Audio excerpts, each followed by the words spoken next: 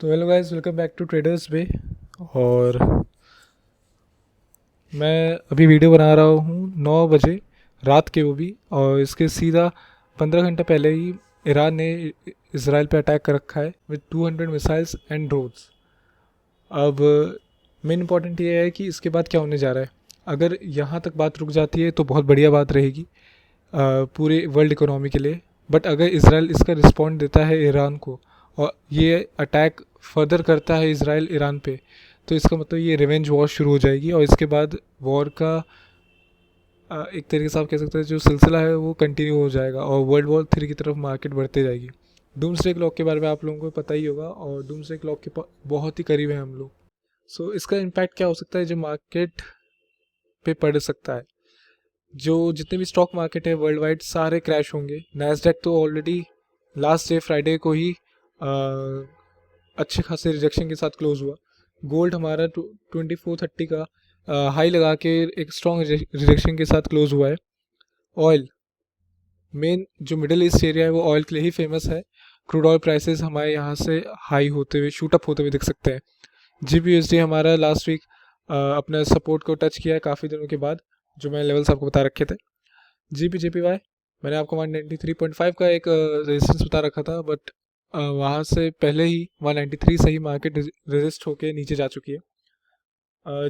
USD JPY मैंने आपको इतने दिन से कह रहा हूँ, अक्टूबर मैंने आपको वीडियो बनाई थी कि सेकंड हाई यहाँ पे लग चुका है। थर्ड हाई जब भी यहाँ बनने को जाएगा, ये थर्ड हाई बनेगा नहीं, क्योंकि यहाँ से ब्रेकआउट हो जाएगा और हम लोग एक न्यू हाई बनता हुआ देखेंगे जो 153.3 का हमने देख लिया है।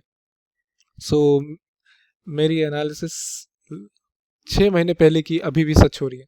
सो फॉलो करते रहे, सब्सक्राइब करें मेरे चैनल को ताकि आप ये रेगुलर एनालिसिस देखते रहे।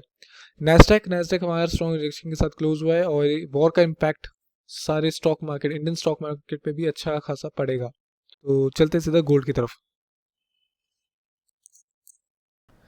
तो ये रहा गोल्ड का चार्ट, वीकली टाइम फ्रेम में ओपन है। और मैंने वीकली टाइम फ्रेम आज इसलिए खोल रखा है क्योंकि मैं आपको एक दिखाना चाहता हूँ जो प्राइस एक्शन है उसका क्या महत्व हो सकता है। प्राइस एक्शन के अकॉर्डिंग अगर आप देखा जाए तो यहाँ पे हमें एक डोजी कैंडल देखने को मिल रहा है। Not a perfect doji, but हाँ एक हैमर कैंडल इसको कह सकते हैं हम लोग। अब इसमें प्रॉपर्टी ये होती है कि हैमर कैंडल की कि जितना आपका लोअर विक बना हुआ है उसके 3 टाइम्स आपकी अपर विक होनी चाहिए, जो यहाँ पे मुझे क्लियरली दिख रहा है कि है। और ये प्रॉपर रिजेक्शन के साथ क्लोज हुई है। सो अब यहाँ से क्या हो सकता है कि मार्केट को जो इंस्टीट्यूशंस है यहाँ से वो अब सेल की तरफ ले जाना शुरू कर सकते हैं, क्योंकि अब यहाँ पे एक सेंटिमेंट बैठ चुका है कि अब वॉर है तो गोल्ड हमेशा पंप ही होगा और यहाँ से और ऊपर जा सकता है। बट यहाँ से मैं थोड़ा लिटिल बिट नीचे जाने की तरफ देख रहा हूँ, क्योंकि एक स्ट्रैटेजिक मूव भी हो सकती है इंस्टीट्यूशंस की तरफ से कि रिटेलर्स को बाय में फंसाना है इस बार और सेल की तरफ ले जाना है। और मार्केट मुझे लग रहा है कि इस बार सेल की तरफ जा सकती है, but all depend upon the news and fundamentals. News और फंडामेंटल्स के अकॉर्डिंग मार्केट तो बुलिश ही जा रही है, बट साइकोलॉजिकल एस्पेक्ट के अकॉर्डिंग अगर मैं देखूँ तो मुझे यहाँ से मार्केट अब नीचे जाते हुए स्टार्ट देखने को मिल सकती है। क्योंकि अब डेली कैंडल में अगर हम देखेंगे तो डेली कैंडल में हमें एक स्ट्रॉन्ग रिजेक्शन कैंडल देखने को मिली है। स्ट्रॉन्ग रिजेक्शन कैंडल के बाद अगर हमारे पास जो वीकली सपोर्ट और वीकली रेजिस्टेंस लेवल आएगा, तो वीकली रेजिस्टेंस लेवल जो हमारे पास है वो 2430 का ही रहेगा। एंड वीकली सपोर्ट जो लेवल होगा वो हमारा हो जाएगा 2300 का। इतना बड़ा डिफरेंस है, मतलब आप समझ सकते हैं कितना इम्पोर्टेंस है कि फंडामेंटल का, कि इतनी बड़ी, मतलब आपको मैं 1000 पिप्स का एक मैं आपको रीजन बता दे रहा हूँ, तो समझिए बहुत इंपॉर्टेंट है ये वाला टाइम। सो ये था गोल्ड के बारे में। तो ये रहा क्रूड ऑयल का चार्ट, डेली टाइम फ्रेम में ओपन है। और यहाँ पे हम देख सकते हैं लास्ट फ्राइडे को मार्केट एक स्ट्रॉन्ग रिजेक्शन के साथ क्लोज हुई है।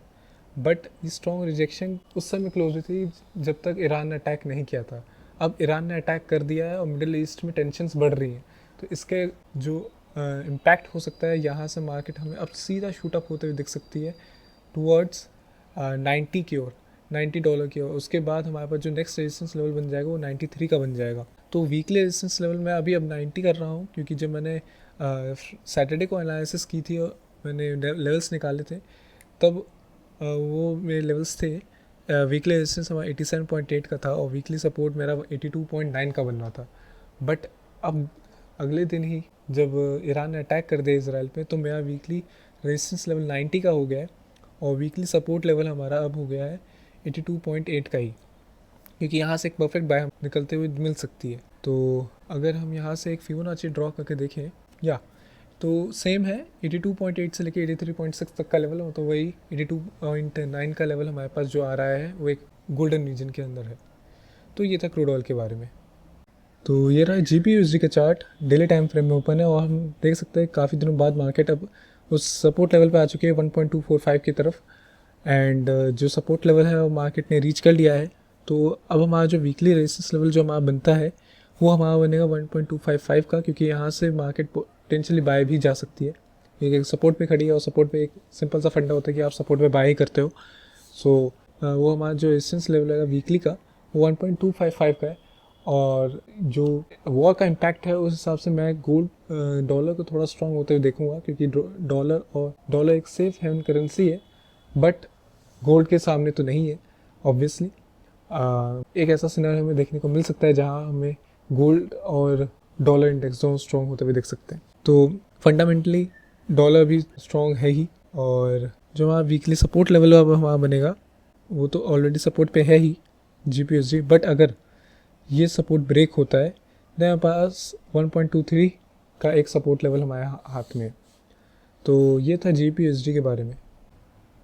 तो ये रहा GP/JPY का चार्ट, डेली टाइम फ्रेम में ओपन है और मैंने यहाँ पे पहले से ही फिबोनाची खींच के रखी हुई है कि जैसे मैंने देख रखा था कि जो हाई 193.5 तक का बना रखा था, वहाँ से जब मार्केट रिट्रेस हुई है तो मार्केट ने गोल्डन रीजन की तरफ रिजेक्शन एक फेस किया है, वो है 190.122 से लेके 190.7 के बीच का। सो यहाँ से जो हमारा वीकली रेजिस्टेंस जो हमारे पास आ रही है वो स्टिल अभी 193 है, एंड जो वीकली सपोर्ट हमारे पास आएगा वो हमारे पास रहेगा 188.9 का। ऑल्दो वीकली सपोर्ट हमारा काफ़ी नीचे है, 188.9 का बना हुआ है।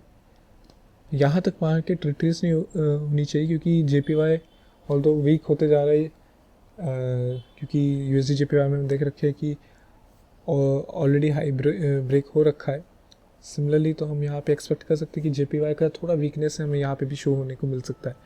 तो मार्केट दोबारा से 193 की तरफ जा सकती है। अगर यहाँ से ब्रेकआउट होता है तो हम लोग मंथली की तरफ शिफ्ट होके देखेंगे कि कौन से न्यू लेवल्स आ रहे हैं हमारे पास मंथली चार्ट में देख के। अदरवाइज़ यहाँ से 193 तक हमें पोटेंशियली इस वीक देखने को मिल सकता है। तो ये था GBP/JPY के बारे में।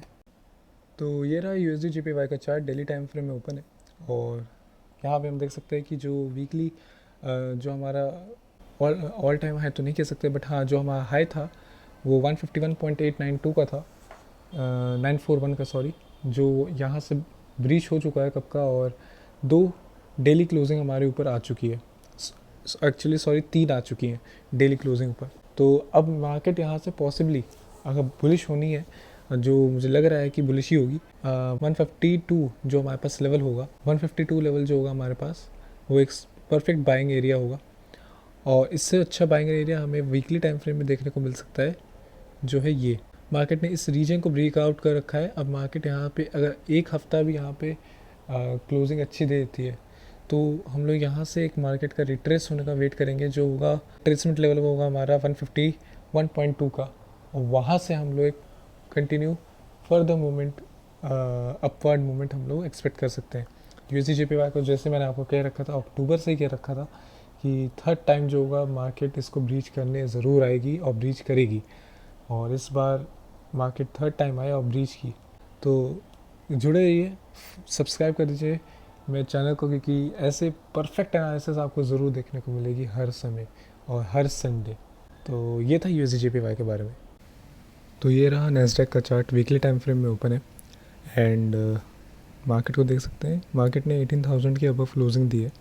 अब वॉर का जो इम्पैक्ट है वो हमारे पास क्या आ सकता है कि अगर वॉर लार्ज स्केल में अगर बढ़ती है तो ये हमें मार्केट क्रैश होती हुई अच्छे खासी दिखेगी। जैसे ही नैस्डैक क्रैश होगा उसके बाद लाइन से सारी स्टॉक मार्केट पूरे वर्ल्ड वाइड क्रैश होना स्टार्ट करेंगी। ऑल्दो स्टॉक मार्केट में आप लोगों के पास तो एक क्लियर साइन होता है कि हमेशा ये बुलिश नीचे ही शो करती हैं, तो ये करेक्शन की तरह काम करेगा।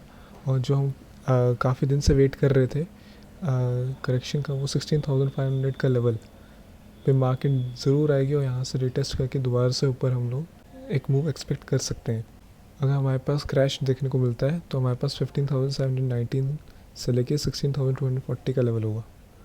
और बट वीकली के पॉइंट ऑफ व्यू से बात करें तो वीकली पर्सपेक्टिव से जो वीकली सपोर्ट है वो है 17,325 का, और वीकली रेजिस्टेंस है हमारा 18,438 का। तो ये थी ओवरऑल वीडियो। लाइक करें, सब्सक्राइब करें, शेयर करें, और अमेजिंग एनालिसिस के लिए हर संडे ज़रूर आती है तो सब्सक्राइब करें और नोटिफिकेशन बिल ज़रूर दबा दें जिससे आपको नए वीडियो की नोटिफिकेशन आ पाए। तो मैं मिलता हूँ आपसे नेक्स्ट वीक, तब तक के लिए good bye and stay updated.